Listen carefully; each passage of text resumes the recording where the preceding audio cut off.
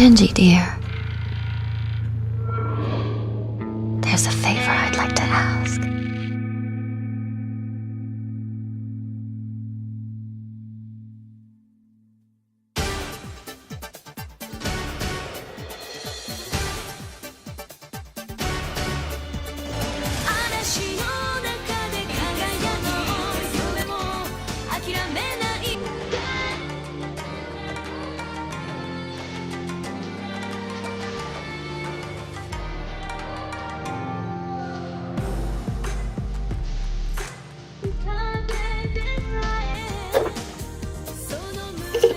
What's good, everybody? C-Jack here, and welcome back to C-Jack Productions, and known as C-Jack Reviews. I'm your host.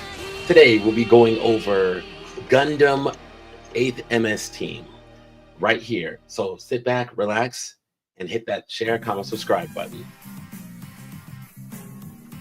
All right, so Universal Century 0079. This series was brought to me by Cartoon Network back in mid-2000s as well.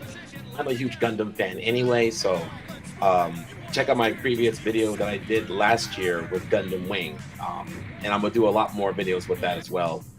Produced by Sunbow, and this one takes place with the base original story of Gundam, not as more charismatic as Wing was, with the basic special weapon Gundam Project Gundam, except this one has to do with the principality of Zeon.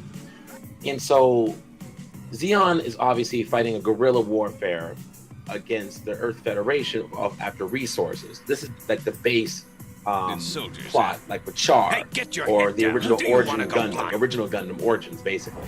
But it's a spin-off from the original story, but slightly tweaked.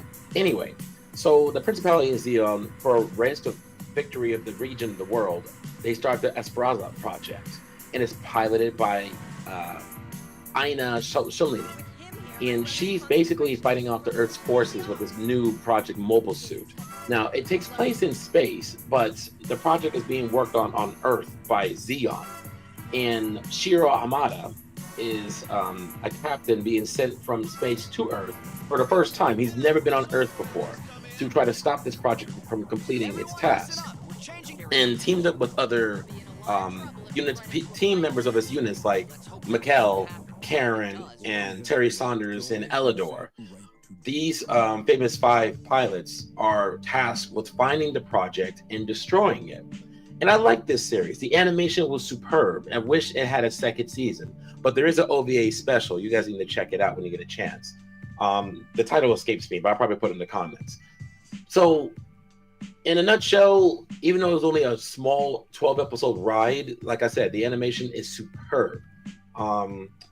The characters realize they're not only just a team, but they have conflict like any other drama. For example, Sanders, this is his 3rd team that he's been teamed up with, and every time he came back alone.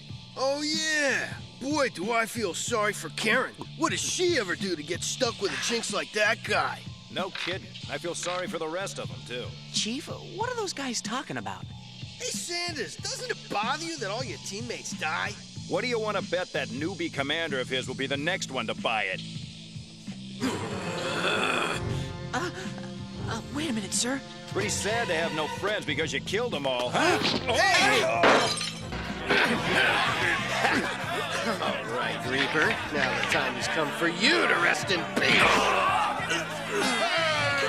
Get out of the way! Come on, let me through! Hey, 3 against 1? They aren't even fighting fair! What the? And so much that the only, obviously the Federation calls him the Grim Reaper, because every time he goes out, his team doesn't come back.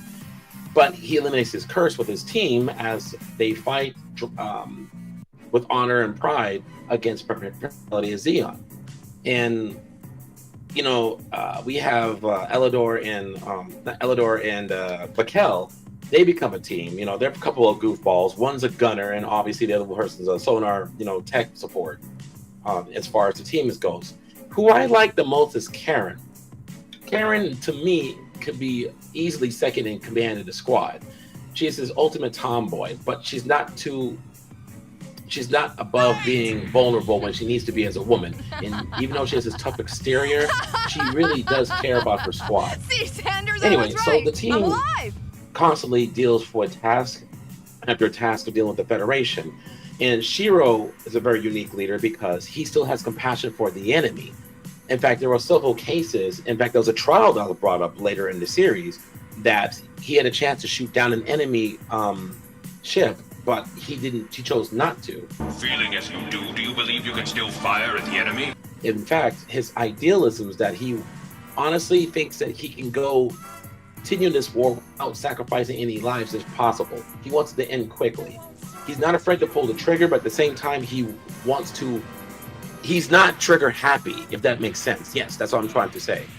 And so Kutamon notices this, and he tries to get his back. But some of the exploits that he showed compassion to the enemy. For example, there was a guerrilla village for starters that the Zeeks were actually occupying. And so he went and infiltrated them. And of course, he gave them, even though she had a mobile suit, and this particular scene was insane to me, and could have easily wiped them out with just one shot of the calibers. I don't know how the hell he dodged that bullet at point blank range, even though the barrel was off center. These are giant mobile suits. I'm sure the friction would have killed him. Anyway, and it has really terrifying, drastic moments, like the mobile suit pilot that was completely ravaged, and the anti-personnel did its job, but bare minimum. But the villagers of the guerrilla village completely massacred her. Terrible scene. And then we have, speaking of which, that's with Gineas, who's basically a tech warmonger, and I think he had a drug problem. Relax and get some rest.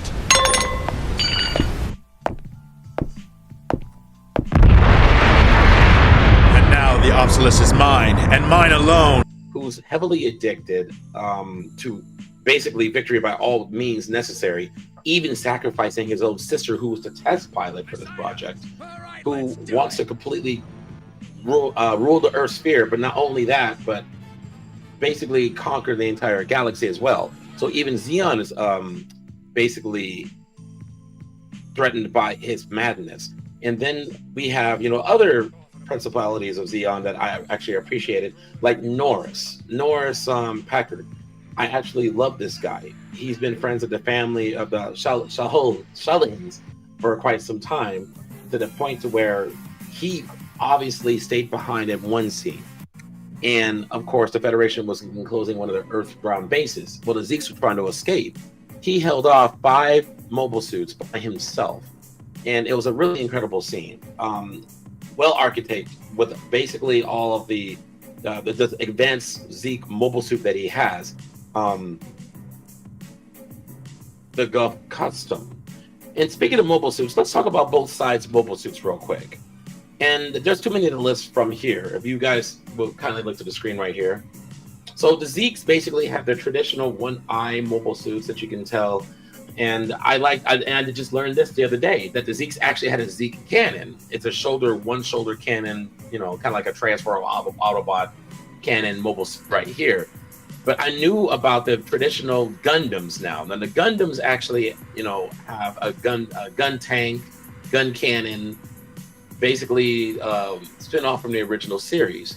The problem was the Zeeks had the Esperus, which was a test project that Saunders and the team first witnessed, and then the Asperasa 2, which was this huge, stilt kind of spider-legged, weaponized mobile suit. It was really freaky. So throughout this whole affair, Aina and Shiro, the series is technically about them. They met constantly in combat over and over again, until at one point they were forced to work together in an environment in the snow blizzard, and they had to cooperate with each other to survive. So Aina went back with the Zeke's rescue, but the Zeke's, what I love about this series is honor and respect. But the Zeke let him live, and he went back to the Federation. Fast forwarding to the court martial I brought up earlier. So both of those two individuals were in trouble by their both sides higher ups, and they were asking, do you think you could fire on enemy? And it was more severe for Shiro than it was for Aina. And they basically said, okay, well, you're stripped of your command for right now, but in the meantime, if you show any traitorous actions, gave orders to his immediate team to assassinate him. It was really psychologically fascinating. But now I have to kill him. We've both suffered so much, and now we can't let him hurt anyone else. Farewell, Guineas. I loved you. So at the end, they defeated his Aina's brother. The day is saved. The series was very, very short. There's not much to go over here. It was a really good ride. I strongly recommend it if you get a chance. And yeah, they lived in happily ever after. Shiro lost a leg, I guess, from combat and whatnot, and the rest of the team continued on with their time being in the Federation. So one of my quicker reviews, but it was a really good series. So let my quick review fool you. So anyway, happy February to you guys, and check out these shows. As always, I appreciate guys' support. Hit that join button on the channel and share, comment, subscribe. Damn monster! They're not going to die! Do you hear? They aren't gonna die!